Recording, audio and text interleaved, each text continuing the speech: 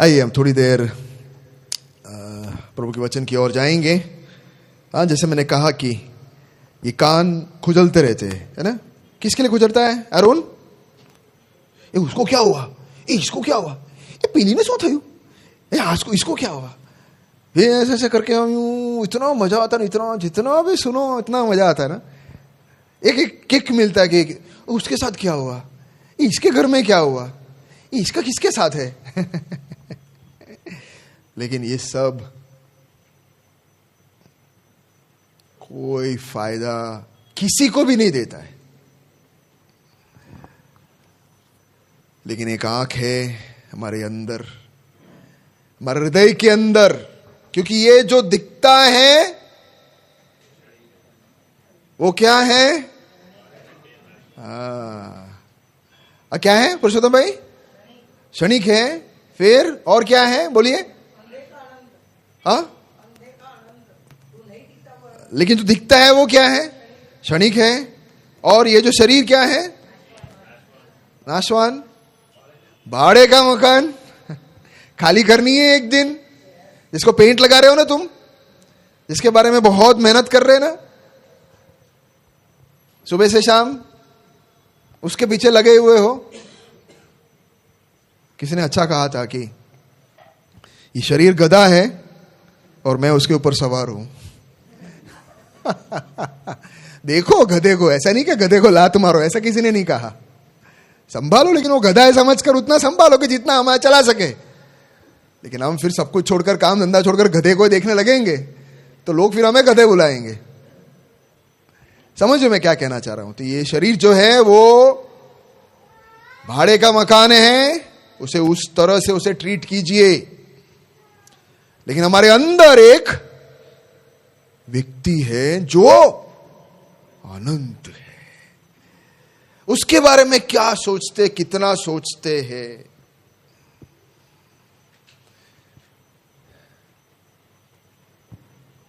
कितना देर सोचते हैं उसके बारे में कि जो दिखता है वो बिकता है, जो नहीं दिखता है वो क्या बात है, नया डायलॉग शीतल भाई लाए। जो दिखता है वो बिकता है, वो जो नहीं दिखता है वो टिकता है। वाह वाह वाह वाह, एडवर्टाइजमेंट एजेंसी में होना चाहिए आपको। तो जो नहीं दिखता है वो टिकता है। सही बात है, वो अनंत है। उसके बारे में हमें जरूर सोचने की जरूरत है। आइए हम एक वचन को निकालेंगे, उत्पत्ति उसका 3 अध्याय। उत्पत्ति का मतलब, तो सब कुछ कहां से होता है? सब जानना है, कुछ जानना है, समझना है तो कहां जाना चाहिए? अंत में, बीच में, शुरुआत में, उत्पत्ति में, जहां से सब शुरुआत होता है वहीं से आप देखेंगे। उत्पत्ति 3 का 1 2 3 4 5 6 7 यहां तक हम पढ़ेंगे। अच्छा वो बिगड़ गया नहीं है। यहोवा परमेश्वर ने जितने बनेले पशु बनाए थे उन सब में सर्प द्रुत था मतलब चतुर था। और उसने स्त्री से कहा, क्या सच है कि परमेश्वर ने कहा कि तुम इस वाटिका के किसी वृक्ष का फल ना खाना? स्त्री ने सर्प से कहा, इस वाटिका के वृक्ष के फल हम खा सकते हैं, पर जो वृक्ष वाटिका के बीच में है उसके फल के विषय में परमेश्वर ने कहा है कि ना तो तुम उसको खाना और ना उसको छूना, नहीं तो तू मर जाओगे। तब सर्प ने स्त्री से कहा, तुम निश्चय नहीं मरोगे, वरन परमेश्वर आप जानता है कि जिस दिन तुम उसका फल खाओगे उसी दिन तुम्हारी आंखें खुल जाएगी और तुम भले बुरे का ज्ञान पाकर परमेश्वर के तुल्य हो जाओगे। जब स्त्री ने देखा कि उस वृक्ष का फल खाने में अच्छा है और देखने में मन भाऊ और बुद्धि देने के लिए चाहने योग्य भी है, तब उसने उसमें से तोड़कर खाया और अपने पति को भी दिया और उसने भी खाया। तब उन दोनों की आंखें खुल गई और उनको मालूम हुआ कि वे नंगे हैं। सो उन्होंने अंजीर के पत्ते जोड़ जोड़ कर लंगोट बना लिया।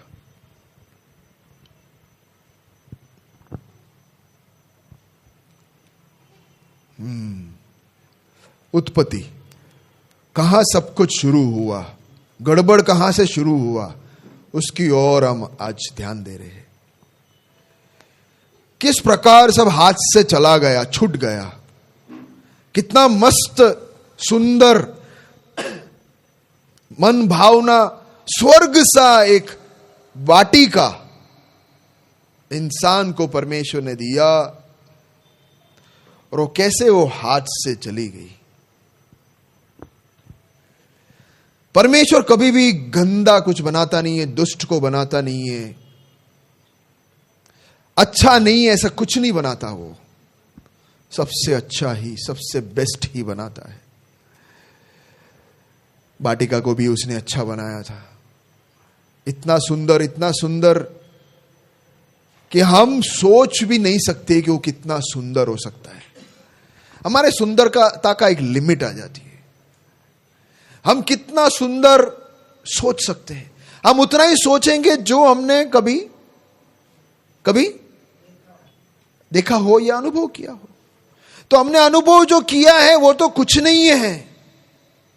ये दुष्ट दुनिया में हम अच्छाई को कितना अनुभव करेंगे, लेकिन ये जो अनुभव वाटिका में है वो, इंग्लिश में एक शब्द है यूटोपिया, मतलब ऐसा एक अवस्था जो कभी आ ही नहीं सकता।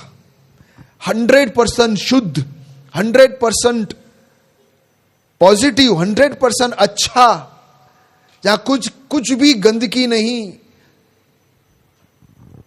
ऐसा एक वाटिका। तो परमेश्वर की शुरुआत कैसे थी बोलिए आप? The best. मानो इतिहास या बाइबल का जो बहाव है उसे में जानना है कि शुरुआत अच्छाई से हुई। कई लोग बोलते हैं कि अच्छाई और बुराई दोनों साथ में है।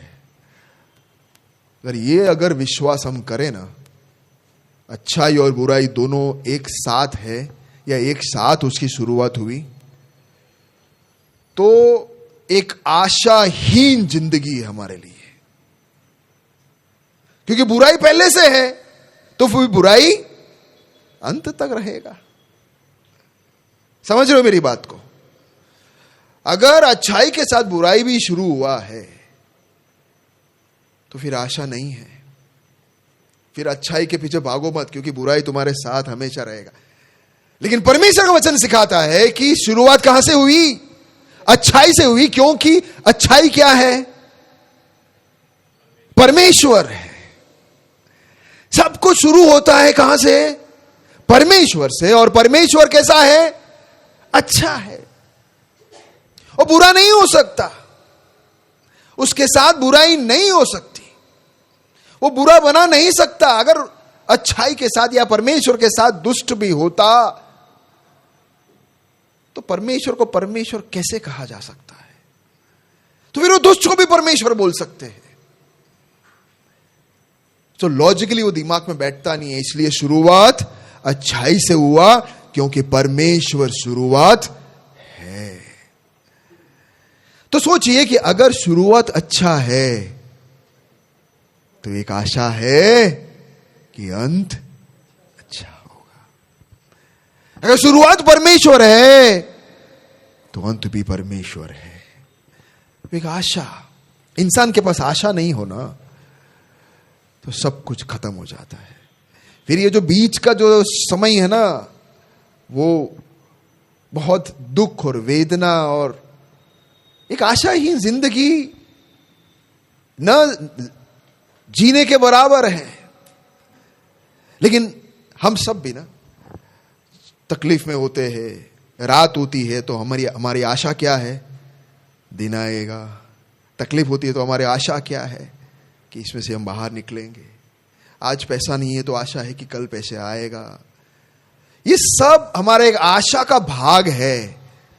तो ये तो छोटी छोटी बात है, लेकिन एक अल्टीमेट कि ये सब तो छोटे छोटे अच्छे अच्छे मिलते जाएंगे, कोई बात नहीं, अच्छाई मिलती जाएगी, लेकिन एक अनंत अच्छाई की ओर अगर हमारा दृष्टि नहीं है, एक आशा नहीं है, या इस परिस्थिति हम देख नहीं रहे, तो हमसे आशाहीन और दुर्भाग्य व्यक्ति दुनिया में नहीं है। हालेलुया। तो परमेश्वर ने सब कुछ भला में सब कुछ बनाया। आदम और हव्वा को बनाया। आदमी को परमेश्वर ने दुष्ट नहीं बनाया, उसके अंदर दुष्टता नहीं थी, वो अच्छा था, वो भला था।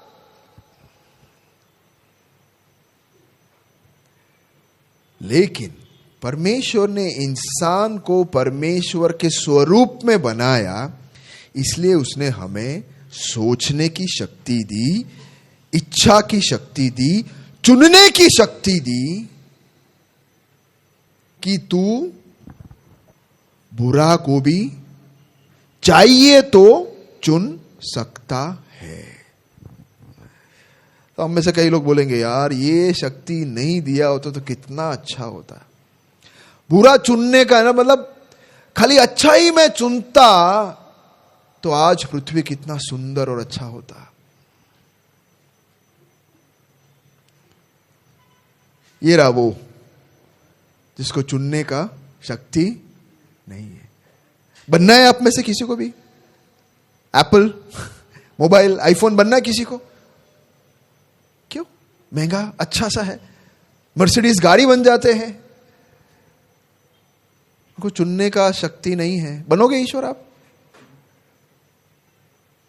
फिर आप कभी भी पाप नहीं करोगे, फिर आप कभी भी बुरा नहीं करोगे। चाहेंगे कोई? कितने लोग चाहते हैं कि मैं कभी भी बुरा नहीं करूं? अच्छा, सब चाहते कि मैं बुरा करूं कभी कभी? कैसा सवाल था, फंसा दिया सबको। लेकिन ये पॉसिबल ही नहीं। अगर आप बोलोगे कि मुझे कभी बुरा नहीं, परमेश्वर मुझसे कभी बुरा मत करवाना, ऐसे प्रार्थना कभी किए? कभी कभी करते हैं ना, ऐसा लोचा मार देते हो। प्रभु मुझसे एक भी गलती आज ना हो, तो परमेश्वर क्या बोले? यस बेटा, पक्का आज तुझसे एक भी गलती मैं करने नहीं दूंगा। प्रभु ऊपर बैठे बैठे क्या बोल रहे हो? कॉमेडी। कभी कभी कपिल शर्मा का शो ऊपर भी हो जाता है, हम हैं सब यहाँ नीचे बैठे बैठे। प्रार्थना, हमारी प्रार्थना है। ऐसा सब कई बार करते हैं। ऐसा हो ही नहीं सकता, क्योंकि हम चीज वस्तु नहीं है। सोचने की शक्ति दिया है परमेश्वर ने, चुनने की शक्ति दिया है परमेश्वर ने। और परमेश्वर कहता है कि देख बेटा, दी बेस्ट को मैंने तेरे सामने रख दिया है। इससे अच्छा कुछ हो ही नहीं सकता।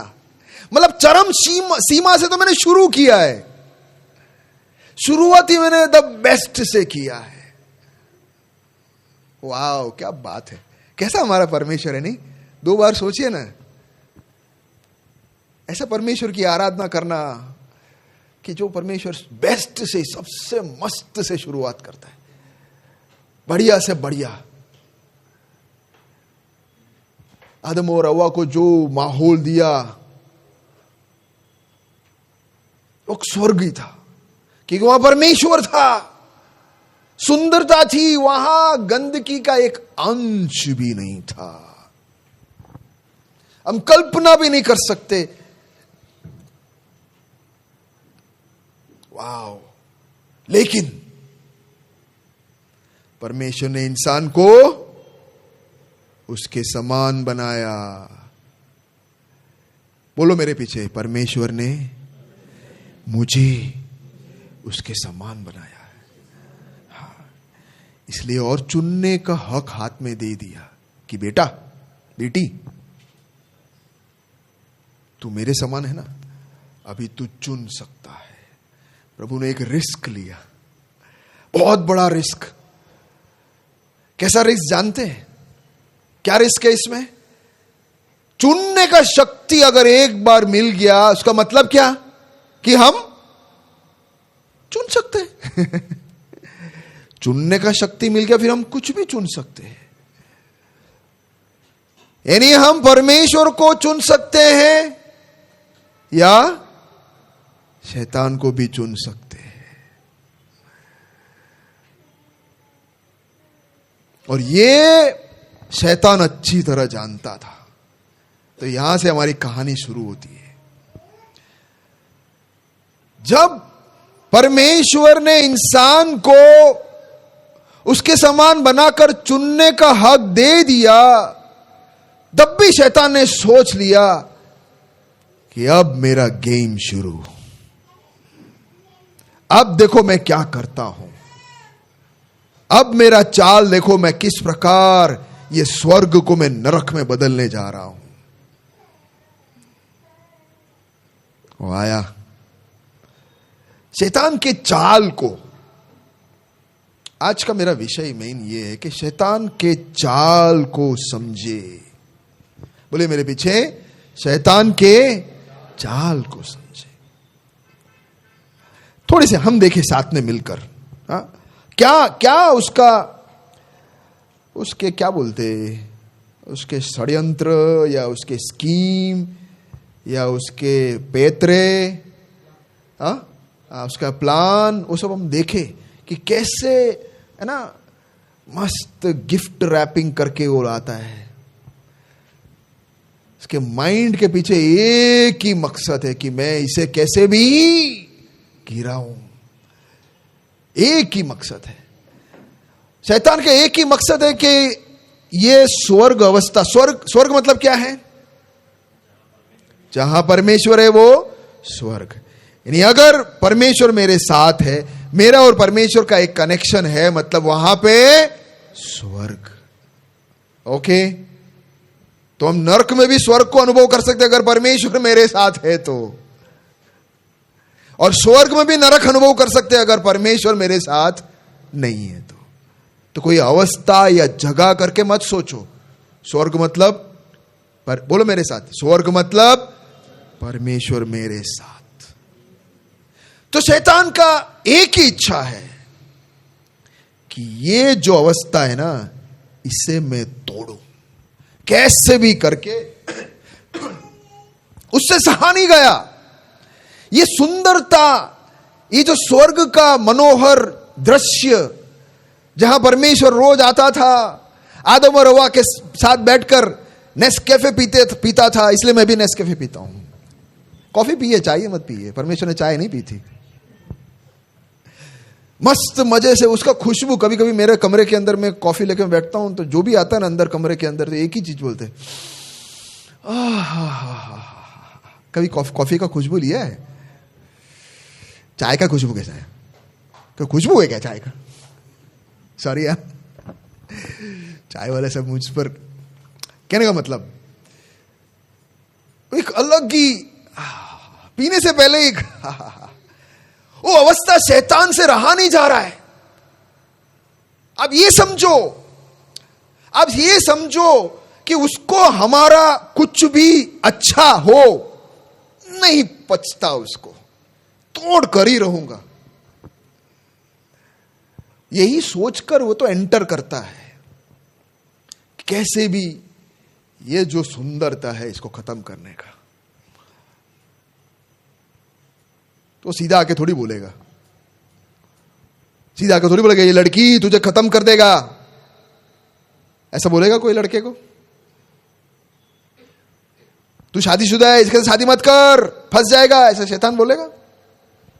सीधा सीधा नहीं आएगा। क्या तेरी बीबी पुरानी हो गई, अब देख मस्त, हाँ है ना, हल्का सा, सीधा सीधा वो बोलेगा ही नहीं, उसको सीधा आता ही नहीं है कुछ बोलने का, क्योंकि उसका मकसद क्या है? कैसे भी करके सुंदरता को तोड़ो, कैसे भी करके स्वर्ग को हटाओ। हालेलुया। आया, क्या बोलता है, हम पढ़ते, चलो हम साथ में देखते क्या कहा। युवा परमेश्वर ने जितने भी पशु बनाए थे उसमें से स्वर्ग इसका भेष लेके आ गया। उसने स्त्री नहीं पहले में स्त्री से क्या कहा? क्या सच है कि, देखो आप मुझे बताना कि यहां पे क्या उसका चाल है, ध्यान से सुनना, आपको दिखेगा। क्या सच है कि परमेश्वर ने कहा कि तुम इस वाटिका के किसी वृक्ष का फल ना खाना? क्या लेके आता है सबसे पहले? हाँ, क्वेश्चन मार्क। Very good. और क्या दिखा तुमको? हाँ, कंफ्यूज कर रहा है। लेकिन उसने कैसे बोला? देख, मैं एक सवाल तुझसे पूछना चाहता हूं, ध्यान, कान खोल के ध्यान से सुन, बहुत गंभीर सवाल है। ऐसा कुछ बोला?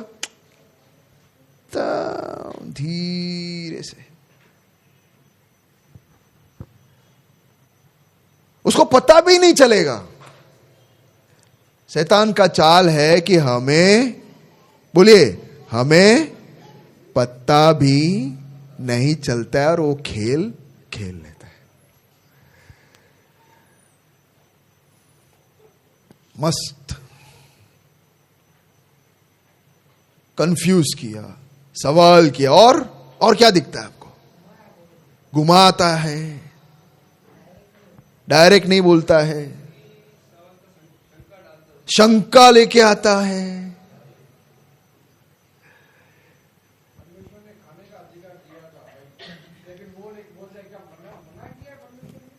पूरे बात को पूरा यूं उलट के रख दिया।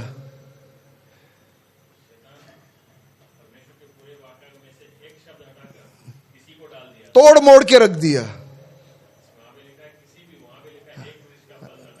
यहां पे बोला किसी भी, थोड़ा अंदर एक, हाँ यार, सही में यार, कि परमेश्वर ऐसा भी करता है यार। हाँ यार, हाँ यार, हाँ। कितने लोगों ने ऐसा कहा है? उसके हाँ में कितने लोगों ने हाँ मिलाया? हाँ, कोई देखकर स्माइल मत करना, क्योंकि आप ही हो वो। फंस गए, है ना? चाल खेलता है वो। क्या सच में? शंका डाल दिया एक छोटा सा। आप सोचिए ना, कितनी बार ऐसा होता है हमारे साथ। वो स्वर्ग की अवस्था में, मेरे परमेश्वर के साथ हूं, कनेक्शन में हूं, मुझे और क्या चाहिए? वो संभाल। देखो, हम इस बात में इसके चाल के साथ साथ परमेश्वर के कार्य को भी देख रहे हैं, या वो कैसे कार्य करता है उसके प्रवृत्ति को साथ में देख रहे हैं।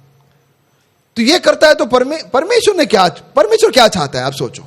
चलो, ये तो हमने देख ली, शैतान किस प्रकार खेल खेलना चाहता है, हमने 2-3 बातें देखी। अब परमेश्वर क्या चाहता है इस सब के बीच में? ये वार्तालाप हो रही है। आप थोड़ा इमेजिन कीजिए, ये वार्तालाप हो रही है और परमेश्वर देख रहा है, सुन रहा है। परमेश्वर क्या चाहता होगा? हव्वा से क्या चाहता होगा? कि वो नहीं खाए तो लास्ट की बात है, लेकिन सीधा अपने पॉइंट में आ रहा हूं, इस पॉइंट पे।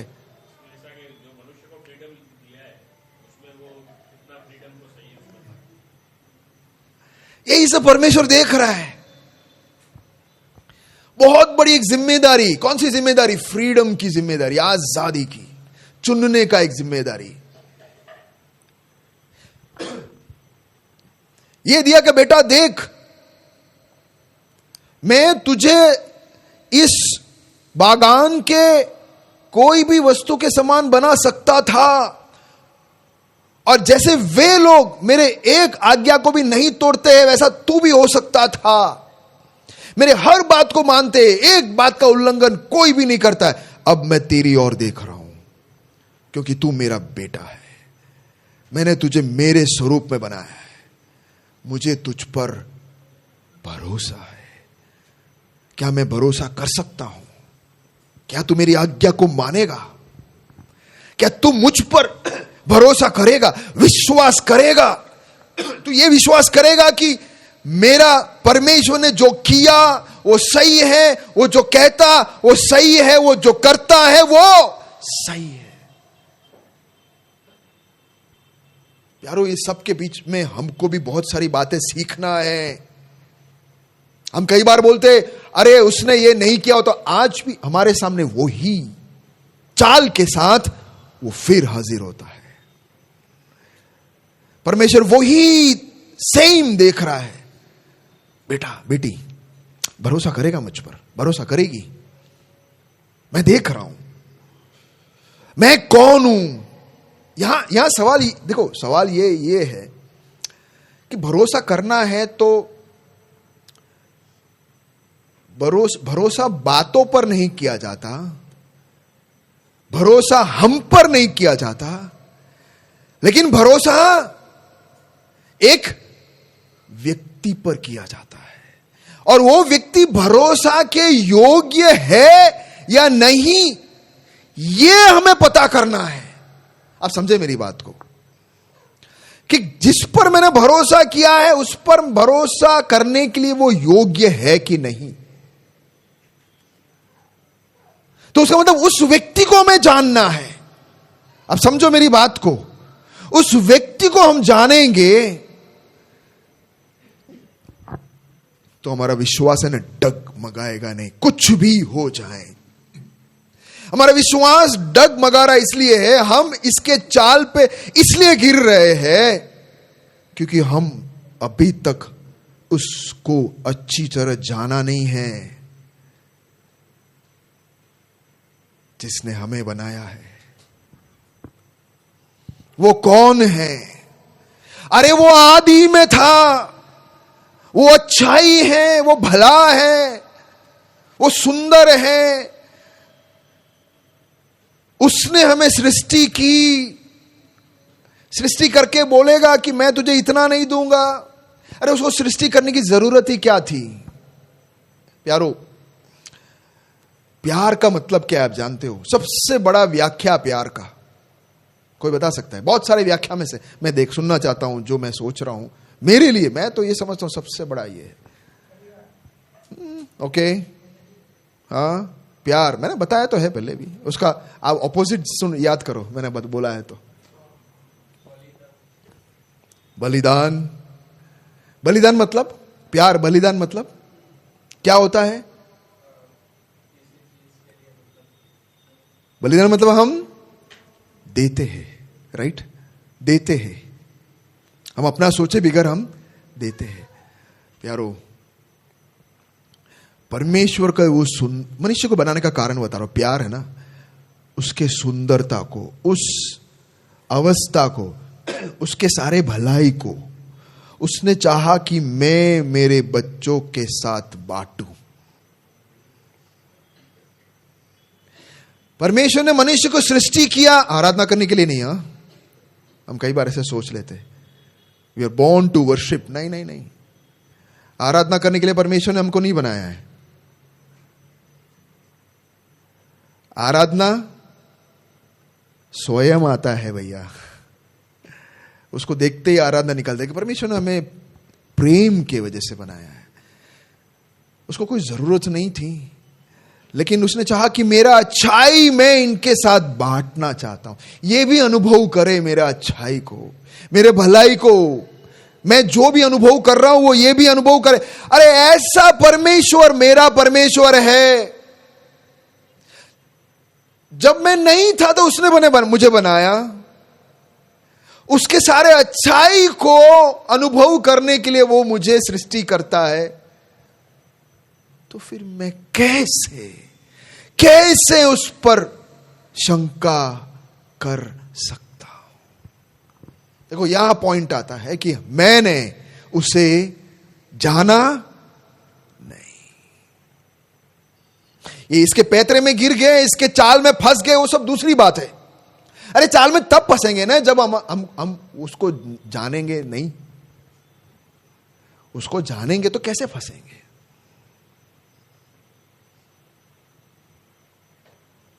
अभी जियांश को पता है कौन उसके पापा है। कोई और आकर बोलेगा आपके पापा मैं हूं, तो वो क्या बोलेगा? सीधी सी बात, एकदम लॉजिकल। और शंका होगी ही नहीं उसको कभी। है शंका? पापा कौन है आपके? राजू भाई तो? वो नहीं अंकल तो?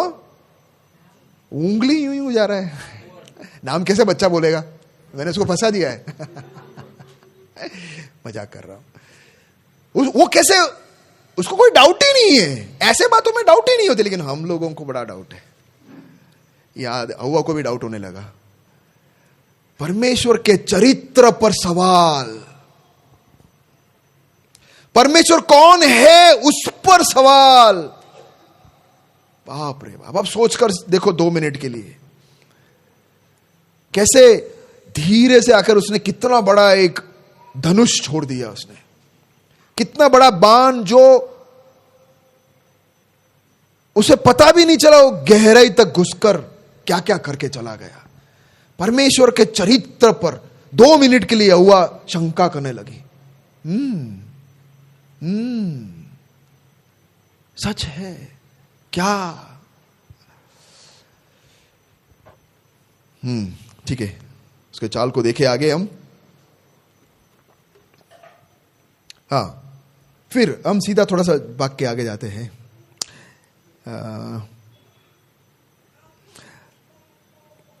दूसरे वचन में क्या लिखा है?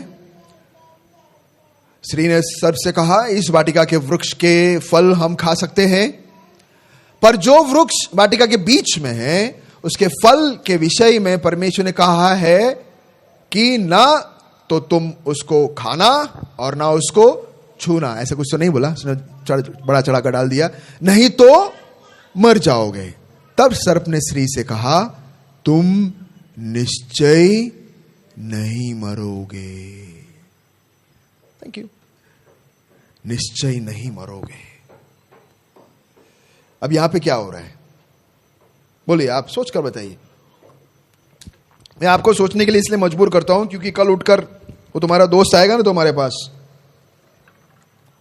तो आपको याद रहे कि अरे हाँ यार, ये तो हवा के साथ हुआ, मेरे साथ ही हो रहा है। नहीं नहीं, ये अब ये ठीक नहीं होगा, अब ये ठीक नहीं होगा, अब ये बीमारी ठीक नहीं होगी, अब ये तो फंस गया ना, अब खत्म खत्म, तू गया, अब तू गया। अब यार परमेश्वर छोड़ दिया तेरे को, छोड़ दिया तेरे को। देख, बाजू वाले को दिया है, उसको दिया है, इसको दिया, तेरे को नहीं दिया ना। देख देख देख, तू ही सोच क्यों ऐसा कर रहा है तेरे साथ। सब बोलो मेरे साथ, एक रोज तो करते हैं हम। ऐसे सवाल आते हैं हमारे पास।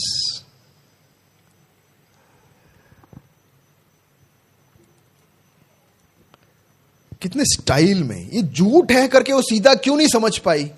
क्योंकि वो इतना स्मार्ट है, इतना माहिर है कि वो झूठ को सच बना के रखने में। हमारा युद्ध इंसान के साथ नहीं है, करीबन 10,000 से भी ज्यादा साल के तजुर्बे रखने वाले किसी माहिर के साथ है भैया। इसलिए इतना आसानी से उसके साथ खेल ना खेले। देखो, बहुत बहुत टेंशन लेने की जरूरत नहीं है। हमको कल एक ही चीज करना है कि मेरा परमेश्वर कौन है जानना है। हालेलुया, बहुत इजी, सिंपल। वो कौन है उतना समझ लो, इसके एक चाल नहीं चलेगा। इससे हमें यह सीख मिलता है कि हम जाने। वो केवल इतना ही बोलता है कि भरोसा कर बेटा, बस भरोसा कर, चिंता मत कर, भरोसा कर, पार कर लेगा तू, मैं हूं ना। झूठ लेके आया, तुम मरोगे नहीं, तुम मरोगे नहीं, तुम निश्चय नहीं मरोगे।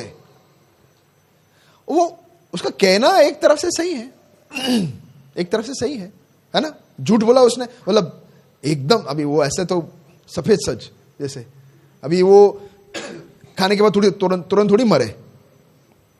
लेकिन परमेश्वर ने क्या कहा था? मरोगे। तो खाए और मरे।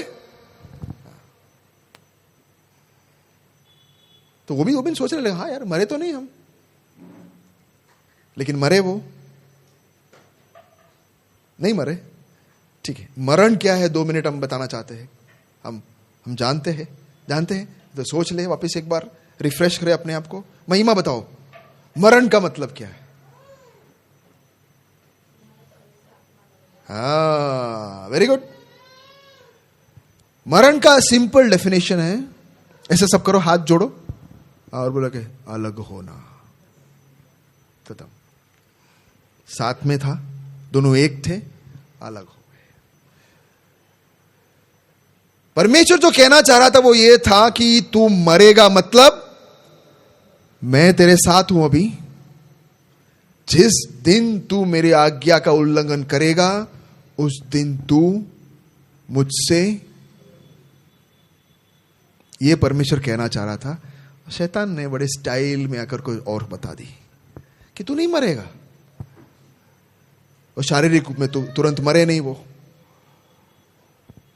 झूठ कैसे लेके आता है प्यारो।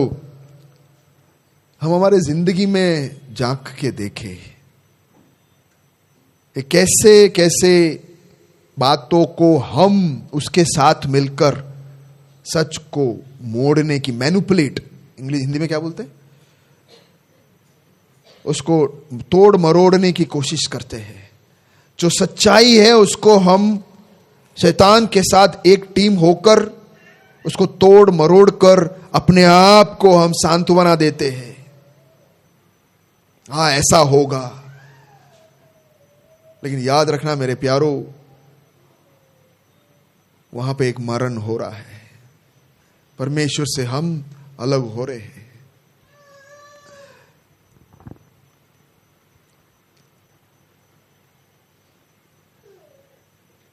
आगे वरन परमेश्वर आप जानता है कि जिस दिन तुम उसका फल खाओगे उसी दिन तुम्हारी आंखें खुल जाएगी और तुम भले बुरे का ज्ञान पाकर परमेश्वर के तुल्य हो जाओगे। यहां पे मैं ये बताना चाहता हूं कि परमेश्वर इंसान को कहना चाह रहा था कि बेटा बेटी मुझ पर भरोसा कर, मेरे अधीन में तू रहे, वहीं पर जीवन है। मेरे आज्ञा को मानकर तेरी इच्छाओं को मेरे इच्छा के सामने जब समर्पण करोगे तो तुम बंदगी में नहीं लेकिन आजादी में जियोगे। परमेश्वर के अधीन में रहना आजादी है, क्योंकि वो स्वर्ग है, क्योंकि वो जानता है अच्छाई क्या है। उसके एक एक वचन को उसने कहा उसके अनुसार जीने में ही संतृप्ति है, आनंद है, खुशी है, जय है। ये सब को छोड़कर जब हम उसके वचन के खिलाफ जाते हैं तो हम घोषणा तो आजादी का करते हैं लेकिन मृत्यु को आलिंगन भी करते हैं।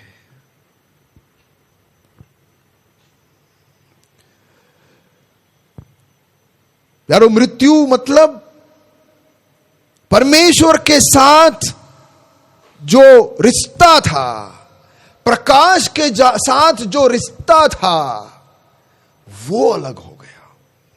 आसानी से हम कह देते हैं, मैंने कह दिया कि परमेश्वर से अलग हुए, लेकिन प्यारो परमेश्वर से अलग होना मतलब अंधकार में प्रवेश करना, असत्य में प्रवेश करना, मृत्यु को रोज अब देखते जाना, सारी अच्छाई से अलग होकर सारे बुराई के दरवाजे को खोलना। कितने मतलब स्मार्टली इतना बड़ा एक भयंकर आंधी, भूकंप, इतिहास को रच डाला उसने एक छोटे से एक बात को सामने रखकर। मैं और आपको ये दिखाता है कि हमें समझना है कि किस प्रकार वो खेल खेलता है, किस प्रकार परमेश्वर के अधीन से हमें अलग करने की कोशिश करता है। क्यों तू उसके नीचे रहता है? अरे तू भी उसके समान हो सकता है। और आखिर हो गए। फिर वो चुनने लगे। यहां पे फल खाने से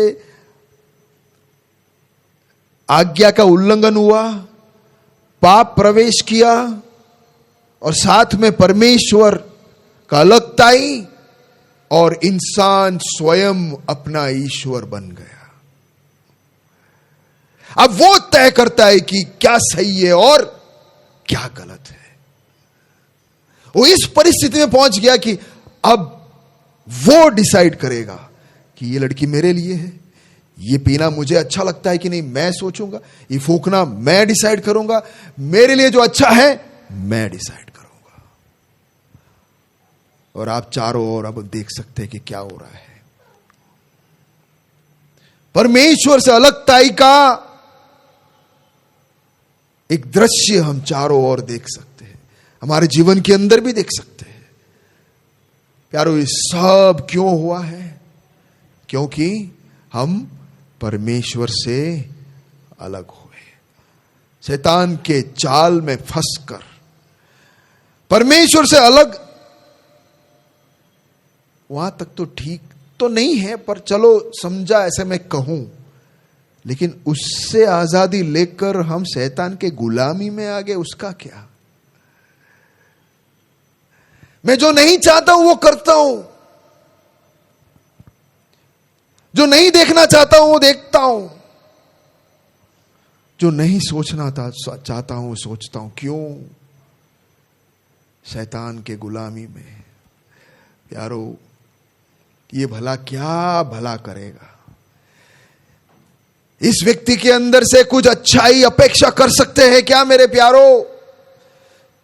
जब हम परमेश्वर के आज्ञा का उल्लंघन करते हैं तो अंधकार की ओर और इसके गुलामी में अपने आप को हम सौंप देते हैं। सबका जड़ एक ही है, पाप, और पाप के वजह से परमेश्वर से अलग होना।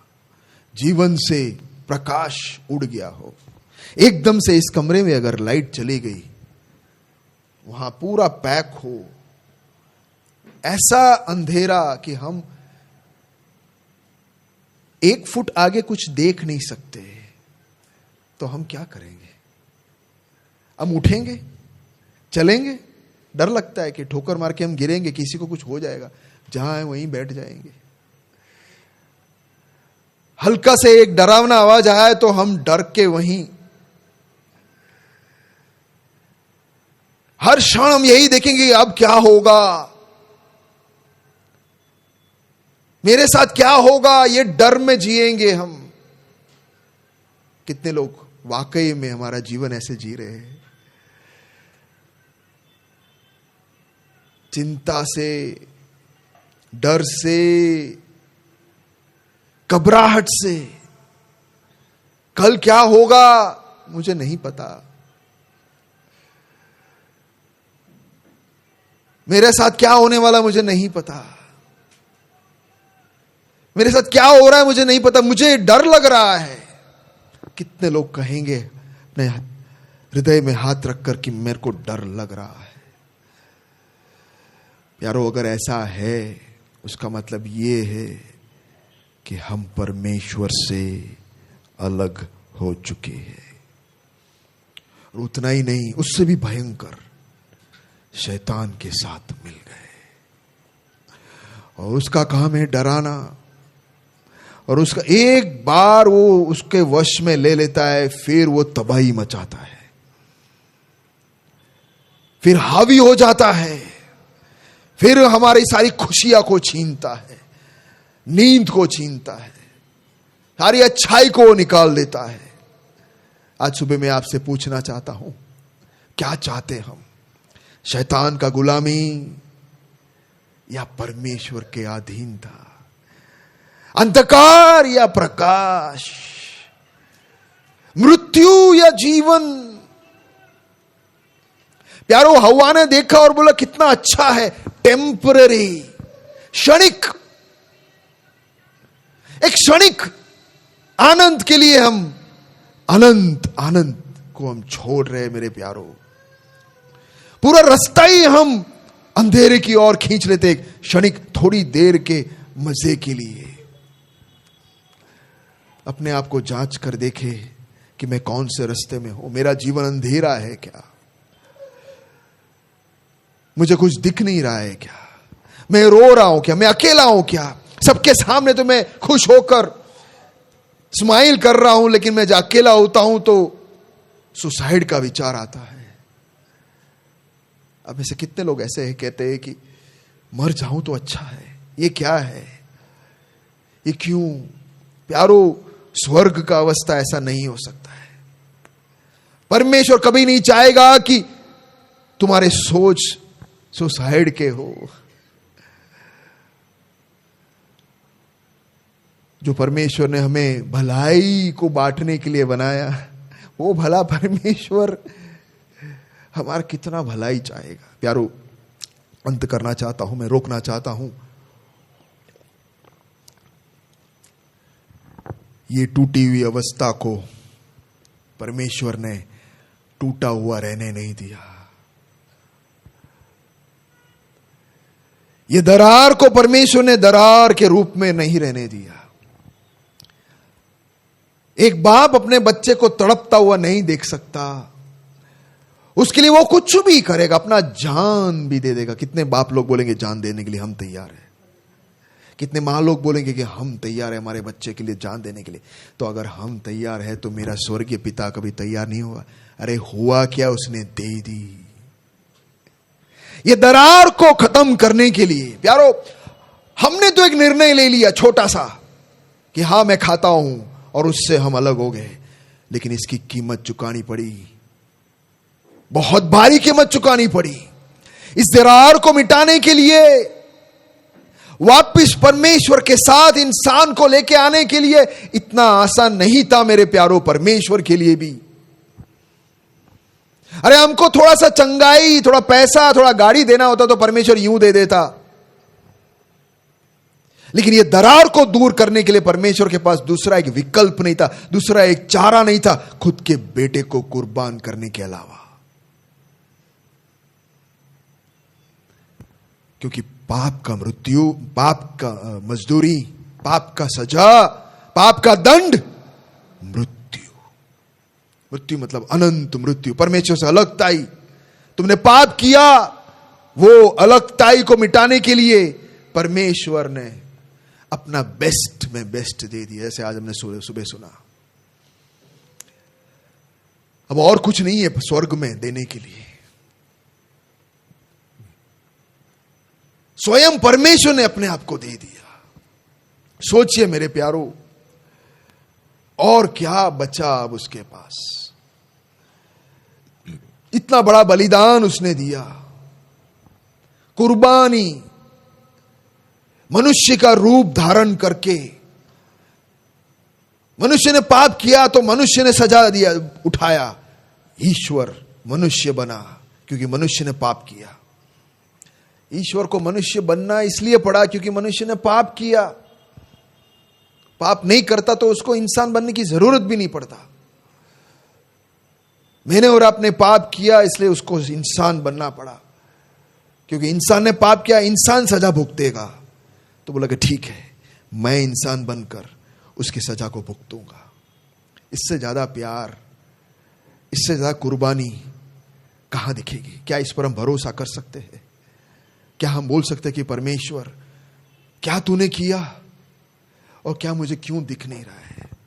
अपने आप को दे दिया। मेरे प्यारो, हमारी सजा को उसने उठा ली, गलती, हमारे पाप को उसने उठा ली। वेदना पूर्वक एक इंसान का चरम सीमा का वेदना उसने उठा ली क्रूस पर। वो ऊपर से देखकर, बैठकर नाटक नहीं देख रहा है। वो नहीं बोल रहा कि खेलने दो इनको जो करना है करने दो, देखा जाएगा। ऐसे सब बोलने वाला एक पिता ऐसा देखकर कभी बैठेगा नहीं। इससे साबित होता है कि वो हमारा सृष्टिकर्ता, हमारा पिता, हमारा स्रोत है। कितने लोग आज समर्पण करेंगे और कहेंगे कि प्रभु, मैं तेरे खिलाफ में बलवा किया, मैंने तुझे छोड़कर। आंखें बंद करें 2 मिनट परमेश्वर की ओर हम देखें।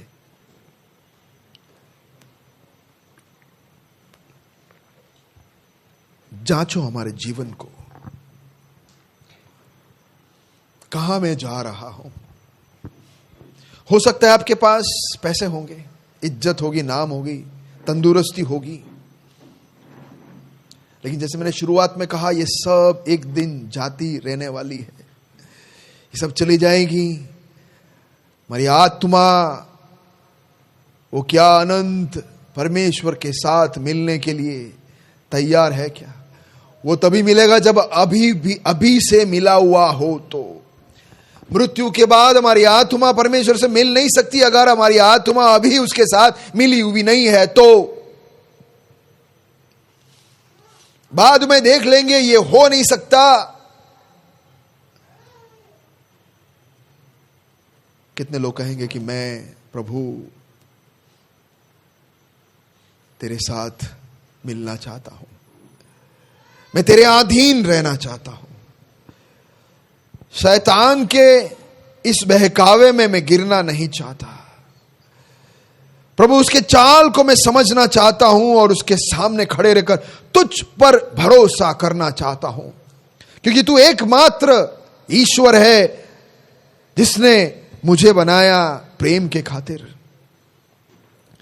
सुने, सब कुछ मुझे मेरे लिए दे दिया अपने जान के रूप में। इतना प्रेम तो मुझसे और कौन करता है? मैं किस पर भरोसा करूं? तूने अपने जान मेरे लिए दिया, तो अब मैं क्यों ना तुझ पर भरोसा करूं?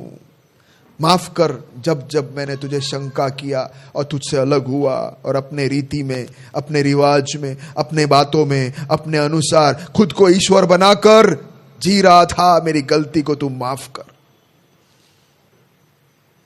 मेरी मनमानी कर रहा था, मुझे जो सही लग रहा था मैं वो कर रहा था, मुझे माफ कर प्रभु, कि वो नरक की ओर, नाश की ओर जाने वाला रास्ता है। मैं नहीं जानता आगे क्या है, मैं ईश्वर नहीं हूं प्रभु। आज मैं समर्पित करता हूं, ईश्वर केवल तू है। मेरे लिए जान देने वाला तू ईश्वर है। अपने आप को तेरे हाथों में मैं सौंपता हूं, अपने आप को तेरे हाथों में सौंपता हूं।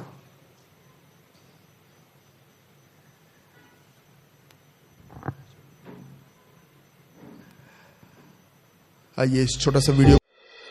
शुरुआत में ईश्वर ने हर चीज खूबसूरती से बनाई, इसलिए वो मनुष्य की बनाई हुई वस्तु में नहीं रहता। उसने मनुष्य को भी बनाया और उसके साथ एक खूबसूरत रिश्ता रखा। परंतु मनुष्य ने परमेश्वर के विरुद्ध पाप किया और इसलिए ईश्वर से उसका नाता टूट गया। क्योंकि ईश्वर पवित्र है और वो पाप के साथ नहीं रहता, इसलिए हमारी दुनिया टूटी हुई, धोखाधड़ी, झूठ, स्वार्थ, चोरी, खून, लालच जैसे पाप से भरी हुई है। और अगर हम क्षमा के बिना मर जाते हैं तो हम नरक में जाएंगे जहां अनंत पीड़ा है। लेकिन परमेश्वर इस दुनिया से बहुत प्यार करते हैं, इसलिए 2000 साल पहले परमेश्वर ने अपने इकलौता बेटा भेजा। उसका नाम यीशु मसीह था। वह 100% मनुष्य और 100% ईश्वर था। उसने कभी पाप नहीं किया। उन्होंने अनेक चमत्कार किए, अंधों को आंख, मुर्दों को जिलाया वगैरह। लेकिन सबसे महत्वपूर्ण कार्य वो हमारे पापों के लिए क्रूस पर मर गए। उसने हमारे पापों को अपने ऊपर ले लिया। वो मर गया और दफनाया गया, लेकिन तीसरे दिन फिर से जीवित हो गया। इसलिए हम जानते हैं कि वो ईश्वर है। अब यदि कोई अपने पाप से पश्चाताप कर और यीशु पर विश्वास करे तो उसे क्षमा मिलेगी और वह स्वर्ग में अनंत जीवन पाएगा। पिता, अपने आप को हम तेरे हाथों में सौंपते हैं। मदद करना कि हम शैतान के चाल को अच्छी तरह समझें और उसके कोई भी बात में फंसे नहीं, लेकिन तेरे साथ, तेरे अधीन में, तेरे साथ रिश्ते में जीने के लिए तुम्हें मदद कर। हमारे पापों को तू माफ कर। तूने हमारे लिए क्रूस पर हमारे पापों के लिए जान दी। धन्यवाद के साथ मेरे जीवन को तेरे हाथों में सौंपता हूं।